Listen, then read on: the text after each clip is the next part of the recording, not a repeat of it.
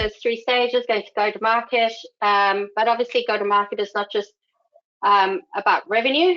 If you think about the ultimate goal of any partner program is to get partners to grow in multiple ways. Revenue, of course, is very, very important, but also to grow in terms of competencies, in terms of specializations, to build out a services portfolio around your product. Look at those kind of business outcomes they can help you achieve for your customers. And increasingly in the cloud, actually, to build their own intellectual property wrapped around your offerings. So really expanding into that concept of shared value. So a bit of a double-edged question here, and I'll start with you, Jennifer, this time. And it's really about how do you encourage and support partners to make that commitment, that investment, to advance their competencies, so that they're able to mature their partnership and unlock some of those new levels of mutual value creation. Does that make sense, Jen? Yeah, absolutely. It's basically and it comes down to your partner program. It's the way that your partner program is built to incentivize them to be able to grow within the partner program. Some people do points-based systems on how they grow, and you could do it from performance, collaboration, capability. You could equate points to this. So growth within the partner program is critical.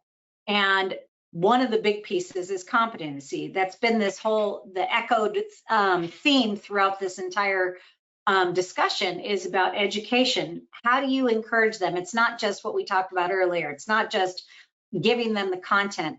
There has to be more to it than just incentivizing through that. You need to look organizationally, because you have two areas. You have your company, where your company thrives within the program, and then there's the individual when you think of competency and education. So the individual, there's the individual, like you could do badging, you could incentivize them through personal recognition. People love competition. They love to be there and tout and claim their badge on their signatures. Embrace that. Use that within to incentivize them, to give them badging. That's the individual. Do you do points? That you get points through educate as one of your pillars in your program, that you incentivize them through specializations and training. So these are the things that you could look at. Gamification, I don't know, that resurgence has come back. It was like 10 years ago you heard gamification, it kind of died off. But it really is there, and you could take it in a different sense. It doesn't have to be a physical platform for gamification. It's the competition. It's really driving and incentivizing individuals to compete against each other and say, oh God, I take this training, I get X amount of gems or points that could then go towards something. So if you have the ability, a platform or some sort of, if you want to do internal and you don't want to do it with your partner base, you could do some sort of competition on your education learning. It really helps drive that healthy competition, which ultimately then impacts potential revenue. But again, from a partner perspective, you really could you need to look at the company and the individual.